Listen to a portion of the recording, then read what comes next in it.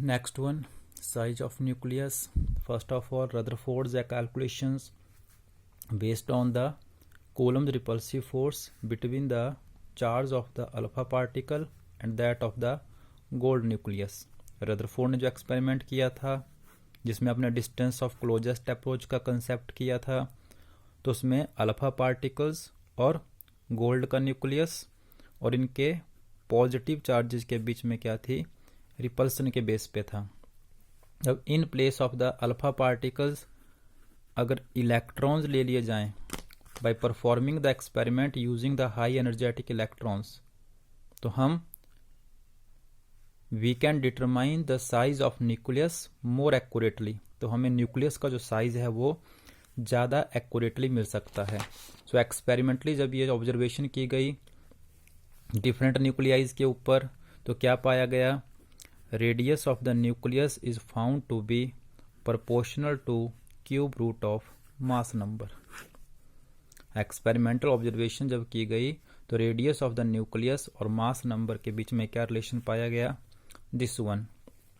Different atoms के लिए mass number different होता है तो न्यूक्लियस का साइज भी क्या होगा, different. R stand for the radius. Proportionality को हटा के constant of proportionality R naught लगा दिया गया है। Where this R naught is called empirical constant and its value is 1.2 fermi, और वी कैन से 1.2 10⁻⁻15 मीटर। तो based on this volume of nucleus is equal to, volume of nucleus कैसे लिखा जा सकता है, 4/3 पाई आर क्यूब, जहाँ R क्या है उसका रेडियस है, तो आर का जब आप क्यूब करोगे तो आर प्रोपोर्शनल टू दिस था, तो क्यूब के लिए उधर क्यूब रूट हट जाएगा, तो we can say proportional to A. Volume of the nucleus proportional to किसके, मास नंबर के, और radius of the nucleus proportional to cube root of this.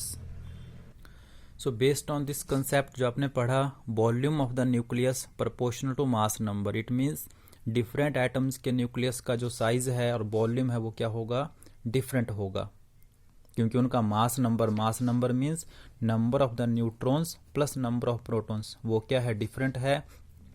So different न्यूक्लियाइज का साइज और वॉल्यूम भी डिफरेंट होगा।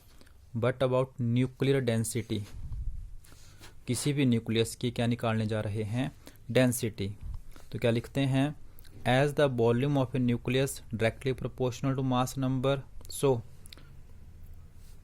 तो हम यहाँ से क्या देखते हैं, density of the nuclear matters, किसी भी न्यूक्लियस की जो डेंसिटी है independent of the size of the nucleus. इस चीज़ को हम यहाँ पे प्रूव करेंगे कि nuclear density is independent of its mass number,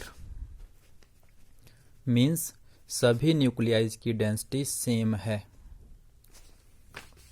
तो कैसे कैलकुलेट कर लेते हैं, let us consider an atom ZXA, number of nucleons is equal to A, means neutrons plus protons.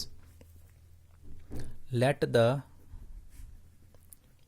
mass of each nucleon, nucleon हम किसको कहते हैं collectively, neutrons plus protons को कलेक्टिवली न्यूक्लियंस कहा जाता है।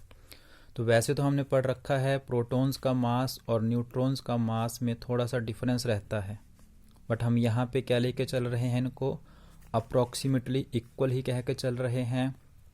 So let the mass of each nucleons, चाहे वो न्यूट्रॉन है चाहे वो प्रोटॉन्स है, इक्वल टू m, ये मान लिया। तो कितने न्यूट्रॉन्स प्रोटॉन्स हैं कुल मिला के, इक्वल टू दिस मच, इतने न्यूट्रॉन्स प्रोटॉन्स हैं। सो what is the mass of nucleus, what is the mass of nucleus, इतने एक न्यूक्लियंस का मास इतना है और कुल मिला के न्यूट्रॉन्स प्रोटॉन्स की संख्या इतनी है। So we can say m into a, this is the mass of a nucleus. So what is the volume of nucleus, volume of the nucleus is equal to 4/3 pi R cube using the value of the R. कौन सी value? This one value जो अभी हमने ऊपर पढ़ी थी।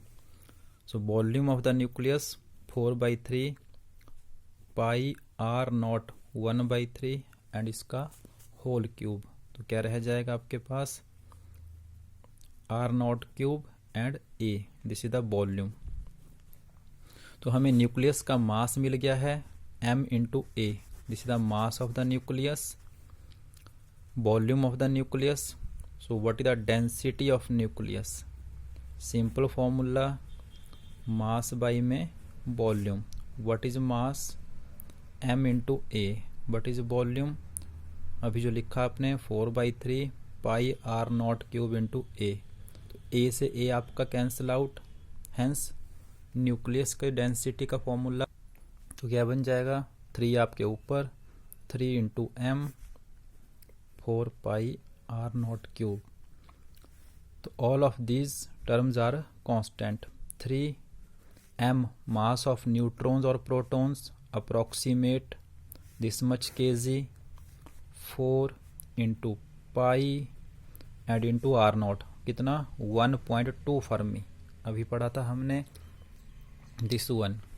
तो 1.10⁻⁻15 whole cube on simplification 10⁻17 kg पर मीटर क्यूब।